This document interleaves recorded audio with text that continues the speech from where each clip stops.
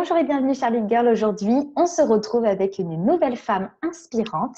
Mais avant ça, je vous invite à cliquer sur le bouton s'abonner juste en dessous pour rejoindre cette communauté fabuleuse de Lead Girl à travers YouTube ou Instagram et Facebook. Bonjour Nathalie, bienvenue. Merci d'avoir accepté cette interview. Je suis ravie de t'avoir avec nous du coup. Bonjour Manon, je suis ravie moi aussi. Bah écoute, c'est avec grand plaisir. Aujourd'hui, on va parler un peu de ton histoire puisque Nathalie, ça fait 15 ans maintenant qu'elle est indépendante, qu'elle s'est lancée dans l'aventure de l'entrepreneuriat. Elle a plutôt un parcours en aidant en fait les gens à développer ou en tout cas à les aider à enlever des blocages émotionnels et elle va plus nous en parler. Mais aussi, elle a une belle expertise sur la kinésiologie puisque je crois que ça fait aussi partie de ton métier, ou en tout cas des compétences que tu as développées parmi toutes ces années. Elle est coach également, elle est écrivaine, vous pourrez la découvrir parce qu'elle a écrit aussi un livre. Et puis, on peut la découvrir à travers son site internet et puis sa communauté sur Facebook. On va y revenir, mais avant tout, Nathalie, ce qu'on a envie d'entendre, pourquoi, du coup, tu t'es lancée il y a 15 ans dans l'entrepreneuriat et que faisais-tu avant? Qui étais-tu avant de faire tout ça?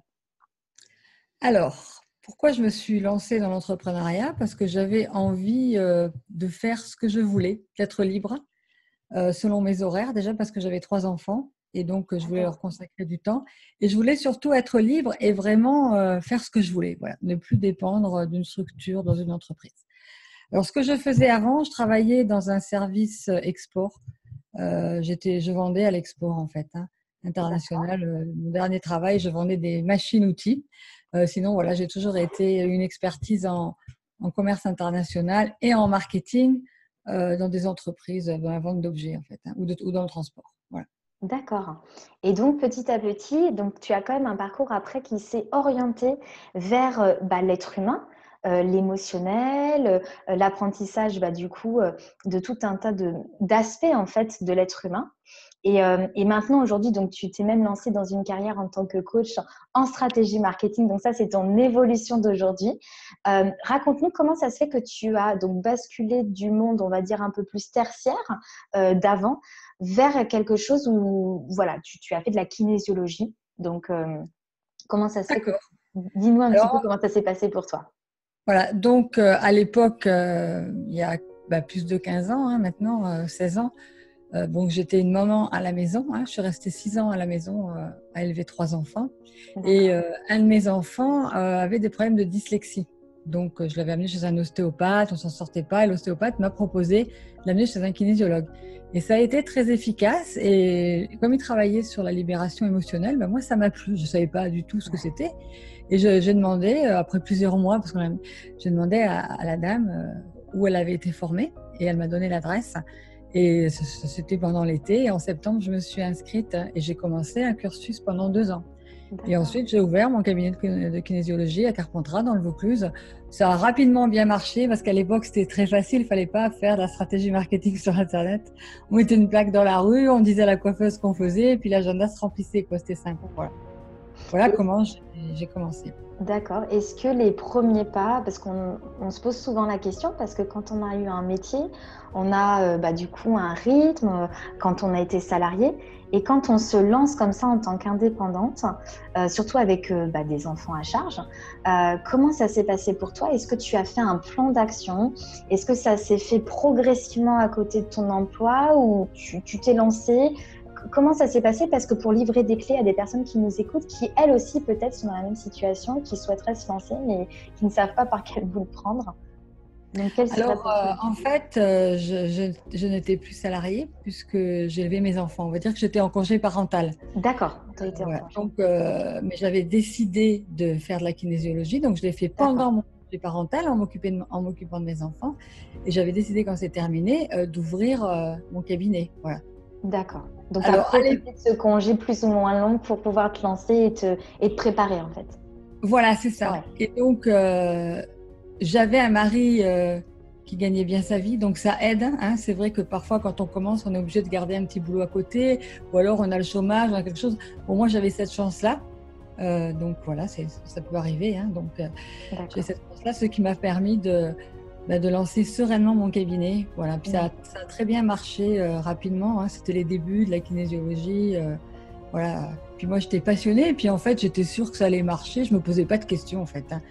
Moi, j'écoute mon intuition et je me lance, quoi. Si ça peut aider les gens, j'écoute mon intuition et je me lance, et puis voilà. D'accord.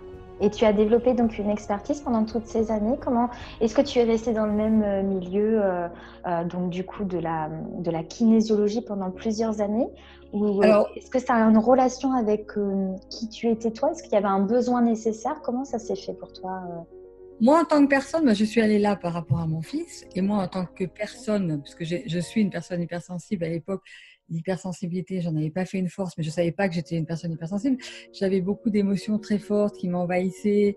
Voilà, une grande intuition, mais beaucoup d'émotions qui pouvaient me bloquer dans mes décisions, parfois, qui allaient à l'encontre de mon intuition. Donc, en fait, la formation en kinésiologie m'a beaucoup aidée à me libérer émotionnellement. Voilà.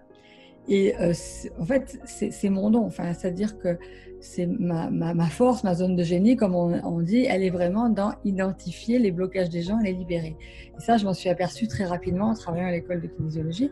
Donc rapidement, quand j'ai eu mes premiers clients, ça s'est très bien passé pour moi parce que j'étais persuadée de cette force-là, quoi. Il n'y avait pas de soucis. Je pense que les gens, quand ils sont vraiment dans leur voie, ça marche tout seul parce que souvent on fait des tas de diplômes en hypnose, en access bar, et c'est pas forcément ce pourquoi on est fait. Et du coup, on sent pas cette sécurité intérieure où on est sûr que ça va marcher. Voilà. Moi, si je peux donner un conseil aux gens, c'est ça. C'est vraiment d'être sûr, d'être dans sa zone de génie, dans sa puissance. Et là, ça marche tout seul. Donc, moi, j'étais dedans. Donc, ça s'est très bien développé. Et rapidement, au bout de 2 ans, même pas, peut-être 1 an, j'ai commencé à faire des formations en plus en kinésiologie. Et après, j'ai carrément ouvert une école de kinésiologie, en fait, où j'ai formé des kinésiologues. Voilà. Et ça a très bien marché, tout ça. Par contre, au bout d'un moment, entre les enfants, la vie de couple et l'école, c'était trop, quoi, par rapport toujours à mon hypersensibilité. Donc là, j'ai fait un burn-out et j'ai fermé l'école. Et j'ai pris 1 an et demi de repos. J'ai quand même continué à former des gens en Guadeloupe. Je faisais des formations comme ça, mais au coup par coup. Bon, j'avais quand même mis de l'argent de côté, ce qui me permettait de me reposer pendant 1 an et demi. Et c'est là où j'ai écrit le livre. Et c'est là où j'ai compris que j'étais hypersensible. Et c'est là où ça m'a aidée. Voilà. Super. Est-ce que pour toi, tu dirais que ce livre a été comme en fait un outil pour t'aider du coup à te découvrir, mais surtout en fait à libérer, j'imagine, certaines émotions. Tout à fait. Et à Et mieux me connaître, surtout à connaître oui. mon fonctionnement en fait. Ouais. Et En du même coup, temps, ce livre est... ouais. Comment? Excuse-moi. J'ai voulu que ce livre aide en même temps les autres. Ouais, Les c'est gens. ce que j'allais dire. En fait, ce Voilà. livre est vraiment en plus comme un effet miroir. Donc, c'est-à-dire que tu parles de ton histoire, mais qui va surtout aider d'autres personnes qui ont vécu, j'imagine, la même chose. Donc, tu dois évoquer aussi ton burn-out, j'imagine, dedans. Tout à fait, c'est ce que je dis dans le livre, que c'est un livre à effet miroir, que les gens, justement, en lisant mon histoire, ils vont se reconnaître. À la fin, je leur propose des jeux pour émotionnels. Donc, c'est tout à fait le principe de l'effet miroir et j'ai beaucoup travaillé avec ça. Super. Ouais, j'imagine que ça va beaucoup aider. Et du coup, comment tu pourrais, justement, est-ce que tu as 2, 3 petits conseils à livrer, même si on invite toutes ces personnes à aller du coup découvrir ton livre, mais 2, 3 petits conseils des personnes qui seraient éventuellement dans la même situation de burn-out. Alors là, pour le coup, même si tu étais en plein dans un univers qui te convenait, puisque tu faisais quand même une activité qui te plaisait, mais pour le coup, tu parlais de gestion de ta vie personnelle, de ta vie professionnelle, de ta gestion personnelle aussi intérieure. Les 3 combinés ont fait qu'il y a eu une explosion, il y a un surbooking, on va dire, de plein de choses. Donc, quels seraient tes petits conseils pour peut-être éviter ça, ou sinon pour celles qui sont dedans, comment éventuellement en sortir? Alors, déjà, quand on fait un burn-out en général, c'est qu'il y a un domaine de notre vie où on n'est pas à notre place. Il y a quelque chose qui va... Souvent, c'est professionnel, donc moi, ce n'était pas le cas. Sincèrement, c'était plutôt une histoire de couple qui a fait que ça ne marchait pas. Voilà. Quand on a une entreprise, qu'on est une femme avec des enfants qui étaient quand même jeunes à l'époque, le dernier il devait avoir 6 ans, donc on a quand même besoin d'être soutenu. Voilà. Enfin, moi, j'avais ce besoin-là, en tout cas, peut-être à cause de mon hypersensibilité. Et c'était plutôt le contraire qui se passait. Donc, c'était difficile pour moi, quoi. Genre, je devais me battre avec le couple pour en même temps faire évoluer une entreprise. C'est quand même aussi un combat, même. C'est quand même difficile d'être entrepreneur. Donc, mener 2 combats en même temps, j'ai pas pu en fait. Voilà. Et en fait, finalement, tu dirais que c'est très intéressant ce que tu dis, puis je te remercie de le partager parce que tu parles de soutien. Et c'est vrai qu'en tant que femme, surtout quand on a des enfants, oui, je pense qu'il est très important d'être soutenue et d'être claire dans ses projets, de là où Oui, tu voulais aller et voir si, bien sûr, ton compagnon, en tout cas la personne qui partage ta vie, est d'accord sur ses projets et puis sur l'objectif, en fait, la route à mener, en fait, donc, pour t'aider dans tout ça. Et voilà. Voilà, donc quand j'avais commencé, je tiens à préciser pour que ce soit clair dans l'interview, j'avais un mari qui gagnait très bien sa vie et qui m'a aidé justement à lancer mon cabinet, qui m'a acheté les choses matérielles et tout. Mais après, c'était pas le même, hein. Voilà, donc du coup, j'avais changé et là, j'avais plus du tout de soutien et c'était très difficile pour moi parce que j'avais l'habitude d'être soutenue. En fait, j'aime pas faire les choses seule, c'est-à-dire que j'aime bien soit partager avec un compagnon ou alors une collaboratrice ou un réseau. Mais bon, là, à l'époque, j'avais pas de réseau, j'avais rien, j'avais l'habitude d'avoir un compagnon. Et de m'être retrouvée seule à gérer comme ça et à mener un combat, en fait, parallèle à l'évolution de l'entreprise, j'ai pas pu. Voilà. J'avoue, j'ai pas pu. Mais en fait, j'aime beaucoup ce que tu dis parce que on le dit pas assez. Quand on se lance en tant qu'entrepreneur, c'est bien parce que du coup, on se retrouve à avoir cette liberté, mais souvent on est isolé. Oui, Et, c'est vrai. et l'idée, c'est que souvent, du coup, on cherche en fait du soutien, alors que ça soit dans notre, alors la première étape, c'est bien sûr dans notre famille et puis dans notre environnement proche. Mais la deuxième étape, c'est aussi un soutien par rapport à des gens qui font la même chose que nous. Et c'est souvent comme ça d'ailleurs que les entrepreneurs se retrouvent dans des rapprochements, networking ou Tout à événements fait. ou rassemblements qui permet en fait de retrouver des gens qui partagent la même chose et puis avec les mêmes émotions, les mêmes challenges au quotidien, les mêmes obstacles. Donc s'entraider de cette manière-là. Donc j'imagine que c'est ça que tu es en train de dire, c'est que pour avancer dans cet environnement, eh bien, il faut du soutien. Et d'autant plus que du coup, tu as l'audace, et je te remercie de le dire, que du coup, tu es une personne, en tout cas, tu étais une personne hypersensible et que tu en as fait une force. Donc ça Voilà, aussi, je suis c'est toujours une intéressant. personne hypersensible, mais Voilà. j'ai fait cette hypersensibilité une fois. Et surtout, j'ai décidé, une fois que j'ai relancé mon activité après mon burn-out, de ne plus être seule. Et la Ouais. première chose que j'ai fait, c'est d'avoir toujours, peut-être pas tous les mois, mais très régulièrement, un ou une coach. Voilà. Super, ah oui, Ben oui, d'accord, c'est ouais. ce qui m'a permis de vraiment bien réussir rapidement sur Internet. C'est que j'ai tout le temps pris des coachs, en fait. Donc, ton business, il se fait uniquement en ligne. Donc, aujourd'hui, tu as Oui. développé tout en ligne, d'accord?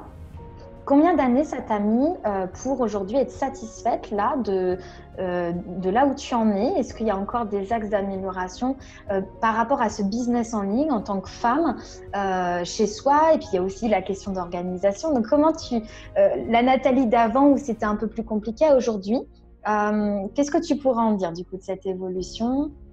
D'accord. Alors, ce que s'est passé, ça s'est allé vite, en fait, hein. Je me suis lancée sur Internet en novembre 2016. Ouais. Donc là, j'ai commencé à faire un site qui s'appelle Créatrice de réussite amoureuse parce que justement, pour moi, j'en avais tellement bavé dans la vie amoureuse que c'était la priorité. Je me disais, en fait, on a beau bien se débrouiller en tant qu'entrepreneur, si ça va pas quand on est très sensible au niveau amoureux, ça peut tout foutre en l'air. Donc en fait, j'ai lancé ce site qui marchait moyennement, en fait, hein. Donc je me suis dit qu'il fallait pas continuer là-dedans. Et du coup, j'ai lancé comme un site, un accompagnement sur tout ce qui était la mission de vie en fait, hein. Et ça a décollé de suite. Ça a très bien marché.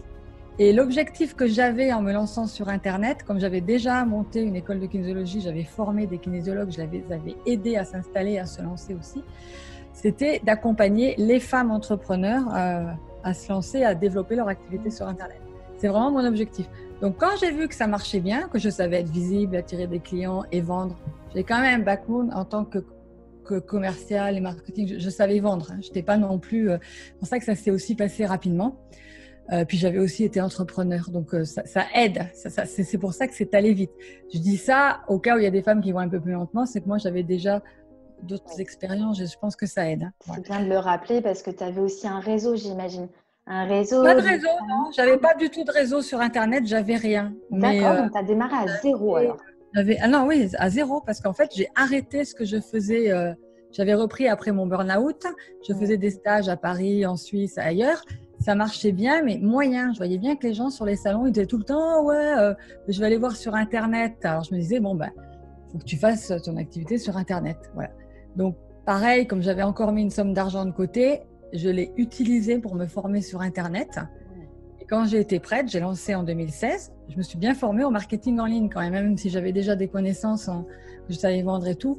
Voilà, je ne suis pas arrivée comme ça en sachant rien. Je me suis formée, j'ai pris des formations en ligne en fait. Et j'ai lancé. Et bon, créatrice de réussite amoureuse, ça marchait pas, rien que le nom, ça marchait pas. Après, une fois que j'ai lancé l'émission de vie, j'ai pris un coach de suite. Voilà. Et ça m'a aidée. Et donc, comme ça marchait bien, en juillet 2017, c'est pas long, c'est pas très lointain, c'est l'année dernière, j'ai décidé d'accompagner les femmes entrepreneurs hypersensibles. Donc, j'ai pris une coach américaine et ça a marché, mais de suite, quoi. Ça a explosé, quoi. C'est carrément, voilà. Et après, ça a continué à bien marcher. Et du coup, j'ai décidé de ne plus accompagner les entrepreneurs hypersensibles, mais les entrepreneurs, en libérant les blocages émotionnels pour accéder à que les gens gagnent plus, en fait, en accédant à leur vraie puissance. Du coup, j'ai décidé aussi d'ouvrir aux hommes, voilà, pas qu'aux femmes. Le principal pour moi, c'était de les aider, c'est toujours de les aider à libérer leurs blocages, parce pour vendre, pour faire du marketing, pour tout ce qui est par rapport à l'argent, il y a toujours des blocages, et bien évidemment, à les aider à mettre une stratégie marketing avec. Forcément, en libérant les blocages émotionnels, les gens qui viennent vers moi, voilà, même s'ils ne se considèrent pas hypersensibles, ils ont une difficulté émotionnelle à un moment dans leur évolution au niveau du marketing. Ça demande. Vendre, réussir sur Internet, c'est pas mettre en place une stratégie marketing en fait. C'est pas voilà, c'est avoir le mindset, la force dans la tête pour poser les actions justes, parce que justement on est libéré des émotions qui peuvent venir et on écoute l'intuition et on est dans sa vraie puissance. On sait vraiment quel impact on a sur ses clients et du coup ça permet d'avoir un marketing juste et simple, pas de partir dans des trucs hyper compliqués. Voilà ce que je fais maintenant. Donc aujourd'hui, tu le fais uniquement donc, sur Internet. Tu t'es développé complètement à 100% sur Internet. Et donc, tu te fais accompagner toujours par des coachs. Parce que ça, c'est intéressant aussi de le dire. Régulièrement. Régulièrement parce que… Voilà, c'est ça en fait, si on a envie d'avancer et du coup pouvoir aussi enseigner à des gens qui te suivent, il faut aussi être soi-même enseignable par quelqu'un qui va te montrer aussi le chemin ou en tout cas t'aider et à t'accompagner. Donc c'est intéressant de le dire aussi aux personnes qui souhaitent… enseignable et parce que quand on a un business, oui, coachable, on évolue, on est obligé d'évoluer. Et donc, on doit apprendre d'autres choses et aussi évoluer dans son mindset, devenir de plus en plus fort, émotionnellement, mentalement. Donc, on est obligé de prendre des gens qui l'ont déjà fait avant nous, qui nous mènent plus loin. Oui, tout à fait. On stagne et on peut même régresser. C'est ça. Ouais. Et aujourd'hui, si tu devais faire donc un recul par rapport donc à ces années d'avant et aujourd'hui, sur le fait que tu as utilisé ta force, donc en tout cas tes challenges et puis tes émotions. Est-ce qu'aujourd'hui, tu as, j'imagine encore ça au fond de toi, mais comment tu l'appréhendes dans ton nouveau business? Est-ce que tu l'utilises comme une vraie force ou en tout cas comme un vrai tremplin pour accélérer ton business ou en tout cas peut-être mieux comprendre les gens? Comment tu vas l'utiliser ça en fait? Alors en fait, j'utilise mon hypersensibilité dont j'ai fait une force. Oui, je l'utilise énormément dans mon marketing et pour accompagner les gens parce qu'en fait, l'hypersensible ou les gens, les hypersensitifs, on peut dire, je trouve que sensitif, hypersensitif, ça fait moins fragile en fait. Les gens qui ont beaucoup de ressenti, beaucoup d'intuition, je sais pas parce qu'il y a une série sur Netflix qui s'appelle, je crois que les sensitifs ou je sais plus quoi, ou ça parle des sensitifs. Donc du coup, je m'étais dit c'est mieux qu'hypersensible. C'est une cliente d'ailleurs qui m'a dit ça. Et je le rajoute parce que si elle voit la vidéo, elle va me dire, elle aurait pu dire que c'était moi. Et, en fait, quand on a un fort ressenti, on a une grande intuition en fait. Ça va nous permettre de choisir le marketing juste, de choisir les mots justes et aussi de ressentir les besoins, les frustrations, les problèmes des gens et comment les aider et quels mots mettre dans son marketing, quoi utiliser. Et ça, c'est vraiment ce qui m'a permis de réussir, en fait, très rapidement. C'est parce que ce qui m'a donné ma force dans le marketing, c'est que je ressens, je lis dans la tête des gens, en fait, hein, et j'arrive à dire les mots justes. Même dans un égrégore, un groupe de gens qu'on appelle le client idéal, je sais exactement ce dont ils ont besoin et je sais ce que j'ai à dire pour attirer les clients idéaux, on dit ceux pour lesquels on est vraiment fait. Hein. On ne travaille pas avec n'importe qui, mais on travaille avec des clients qui sont faits pour nous et nous, on est fait pour eux. Voilà. Même si on propose la même chose, on va le faire différemment d'une autre personne qui fait à peu près la même chose que nous. Voilà. On va le faire avec notre spécificité. Donc, ça m'aide en marketing et ça m'aide énormément dans les accompagnements parce que je ressens exactement où ça bloque et puis comment le libérer. Hein. C'est mon expertise et ça vient aussi de mon hypersensibilité, de ma capacité à ressentir fortement. Voilà comment j'ai fait de mon hypersensibilité une force et comme ça me guide dans ma vie amoureuse aussi, dans ma vie professionnelle, pour accompagner mes clients, je peux dire que j'en ai vraiment fait une force. Ça m'a donné une grande confiance en moi et du coup, je n'ai plus de cette fragilité émotionnelle, je n'ai plus d'hyper-émotivité en fait. J'aime beaucoup quand tu parles de ça parce que tu le traduis en intuition. Oui. Et je trouve ça très puissant parce que je pense que l'intuition fait partie des secrets de la réussite. Est-ce que tu peux du coup le valider? Est-ce que tu penses que ça fait partie des secrets de la réussite? Complètement, à 100%. Moi, les rares fois où j'ai pas écouté mon intuition, ça n'a pas marché. Hein. Et j'apprends à mes clients à écouter leur intuition à 100%. Quand on l'écoute pas, on s'en mord les doigts. Hein. Ça fait vraiment partie d'un des secrets de la réussite. Hein. C'est un des gros ingrédients, quoi. C'est énorme. Et est-ce que tu as une petite astuce concrète? Parce que peut-être qu'il y a des gens qui se disent oui, c'est bien l'intuition, mais moi, j'arrive pas à l'écouter. Je ne sais pas, je la ressens pas, mon intuition. C'est vrai que parfois, on se dit écoute ton intuition, mais c'est pas forcément évident parce que des fois, elle peut être un peu mangée par le mental ou par tout un tas de choses. Donc, quelle serait peut-être ta petite astuce, en tout cas, ou peut-être une méthode pour écouter son intuition? Déjà, quand on a du mal à écouter l'intuition, c'est qu'on a des croyances ou des émotions qui sont là et qui empêchent d'avoir un mental qui se tait, en fait. Hein. L'objectif, c'est de faire taire le mental parce que le mental, il parle fort, en fait. Et l'intuition, elle chuchote. Donc, s'il y a des peurs, des croyances, voilà, ils nous disent ne fais pas ça, tu vas pas avoir d'argent, ne fais pas ça, on va plus t'aimer ou t'es pas capable, ça crie. Donc, du coup, on n'entend pas l'intuition. Donc, ce qu'il faut faire avant tout, c'est libérer le blocage émotionnel ou transformer la croyance qui fait que le mental, il est tout le temps en train de parler plus fort que l'intuition. C'est ça. Moi, c'est comme ça que je fais. Hein. Voilà. Merci. Merci pour le conseil. On va le tester et ça va bien nous aider aussi. Pour terminer, Nathalie, cette interview, comme tu es donc dans la stratégie marketing, j'ai une question pour toi qui est peut-être 100% féminine puisqu'on parle à des femmes. Quelle serait pour toi, du coup, peut-être alors du coup la stratégie ou en tout cas une astuce, une force, parce qu'on parlait de force tout à l'heure, pour aider les femmes à se développer dans leur business. Est-ce qu'il y aurait un atout féminin peut-être à utiliser, ou en tout cas peut-être que toi tu en as un déjà vu que tu es une femme. Est-ce que tu as un atout féminin qui t'aide à te développer dans ton business? Moi, c'est vraiment l'intuition. Donc, c'est vrai que l'intuition, c'est quand même féminin, même si les hommes l'ont aussi, hein, bien sûr. Hein. Voilà, pour moi, ça peut être aussi la douceur.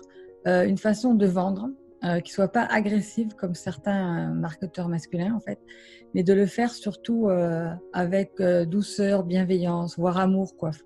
Le faire vraiment avec le cœur. Et je pense qu'il y a des hommes qui le font aussi, mais cette douceur, elle est quand même très féminine à la base, donc plus accessible directement pour les femmes. Voilà, ça c'est le conseil que je donnerais. Moi, je le fais beaucoup dans l'énergie du cœur, de la bienveillance. Voilà. Ce matin, j'ai vendu un coaching à un client qui m'a dit « Nathalie, quand on vous entend parler, quand vous vendez, on a envie de vous serrer dans nos bras, de vous embrasser tellement vous avez d'amour. » Voilà, je pense que vendre, ça peut se faire avec amour. Et souvent, les femmes, elles ont un blocage par rapport à la vente. Elles ont l'impression que c'est pas bien de vendre, qu'elles ont agressé, parce qu'il y a des techniques de marketing qui sont trop masculines. Voilà. Oui, peut-être avec trop d'empreintes de code masculin qui peut faire peur en fait. Se Ouais, dire, c'est ça. ça me représente pas ou j'ai pas envie d'adosser ce costume d'homme. Donc finalement, elles se mettent peut-être plus en retrait. Voilà, alors qu'on peut le faire de façon douce, féminine, en créant un lien chaleureux avec les gens, qu'ils achètent ou pas, mais de créer quelque chose de bienveillant. C'est pas forcément du rentre-dedans. Oui, c'est ça. Voilà. Dédramatiser la vente. C'est pas un combat, c'est Un combat. créer une relation Tout à fait. chaleureuse. Oui. Voilà, dans la douceur. Voilà, si ça peut aider. Moi, ça m'a beaucoup aidé parce que c'est justement une coach américaine qui m'a appris à faire ça dès le début et ça m'a débloqué beaucoup de croyances négatives que j'avais par rapport à la vente. Et justement, quelles étaient, c'est un peu la question aussi par rapport à ces croyances, on va dire, quels étaient pour toi les obstacles en tant que femme dans la création de ton business? Est-ce que tu as rencontré des choses, des difficultés? Forcément, on en rencontre tous, mais des choses qui t'ont marqué et pour lesquelles, du coup, ta coach et puis tout ton développement que tu as fait, tu as réussi à les dépasser. Quels seraient voilà, ces obstacles ou ces challenges que tu as rencontrés réellement qui ont été difficiles pour toi? Déjà, j'avais pas de référent féminin. Ça, j'en avais très peu qui ne me parlaient pas, en fait. Et donc, du fait d'avoir découvert des femmes américaines qui étaient beaucoup plus dans la douceur, dans les émotions, ça m'a aidée. Voilà, de le faire dans l'énergie du cœur et de la spiritualité aussi, parce que je suis quelqu'un de très spirituel. Et donc, voilà, ça, c'est la première chose, c'est d'avoir des référents. Parce que quand on n'a pas de référent, on se dit, moi, je me disais, mais comment tu vas faire pour réussir? Il n'y a que des hommes qui réussissent sur Internet. Je vois pas de femmes ou très peu. J'en voyais très peu. J'arrivais pas à m'identifier aux rares que je voyais. Puis elles avaient l'air de beaucoup moins réussir que les hommes, de la façon dont elles étaient mises en avant. Donc je me disais, pour réussir en tant que femme sur Internet, pas être facile. Et je voyais que les Américaines, quand même, elles prenaient bien leur place. Donc ça c'est pour ça. Je fais coach à distance, mais je suis allée aussi aux États-Unis. Ça m'a vraiment aidée, en fait. Voilà. D'accord. Ça a été la première chose. Et la deuxième chose, le blocage que j'avais moi personnellement, parce que j'accorde beaucoup d'importance à l'énergie du cœur, aux relations humaines et à la spiritualité, c'était de pouvoir garder ma spiritualité tout en vendant et tout en gagnant beaucoup d'argent. Voilà, j'avais l'impression que quand on gagnait beaucoup d'argent, on perdait sa spiritualité. Et en fait, c'était une fausse croyance, quoi. Ouais. Ah oui, c'est intéressant. Au contraire, quand on est capable de gagner de l'argent, de faire que ses pensées se concrétisent en choses, en fait, hein, c'est qu'on a une connexion avec l'univers qui est forte, en fait. Et c'est pas parce qu'on gagne de l'argent qu'on va dominer les autres. On peut très bien gagner de l'argent pour, au contraire, impacter encore plus les autres. Puis on peut faire des dons, on peut donner de l'argent à des gens qu'on aime, on peut faire plein de choses, quoi. On ne peut pas faire quand on manque d'argent. Et voilà, personnellement, j'ai eu cet obstacle-là, contradiction, vente et spiritualité. D'accord. D'accord. Bon, bah super, bah merci. En tout cas, j'espère que ça vous a plu. Nathalie nous a livré quand même beaucoup de clés. On va résumer en quelques mots, mais c'est vrai qu'on parlait d'isolement, donc surtout d'aller se connecter à des gens qui veulent faire la même chose que vous, de ne pas se sentir dans son coin tout seul, d'aller écouter aussi les gens qui ont ce que vous voulez, comme ce qu'a fait Nathalie avec une coach, se faire aider pour avancer dans son projet, parce que comme tu disais, on évolue. Donc, c'est pas parce que quand on a commencé, on a les mêmes objectifs que dans 3 ans, 4 ans. Donc, il faut se faire accompagner. Et puis s'aider par rapport à ces challenges internes, parce qu'il y en a aussi, et puis externes. En tout cas, merci beaucoup Nathalie. Comment on pourrait du coup te découvrir dans ton métier de coaching en stratégie marketing, s'il y a des femmes qui ont envie de se tourner vers toi? Alors, le plus simple, c'est d'aller sur mon groupe Facebook parce que ma page Facebook, elle est plus très, très active. Mon site, il est en construction. Il est en reconstruction puisque je suis quelqu'un qui évolue, donc tout évolue. Donc, il faut le temps de remettre ça à jour. Par contre, mon groupe Facebook, Entrepreneur du Cœur. Voilà, il suffit de taper Entrepreneur du Cœur sur Facebook et de faire une demande d'ajout et vous découvrirez mes lives et tout ce que je fais. Voilà. Superbe. Merci beaucoup Nathalie. Avec plaisir. Avec grand plaisir, à une prochaine fois. Merci beaucoup Charlie de Gaulle. Je vous dis à bientôt pour une prochaine vidéo.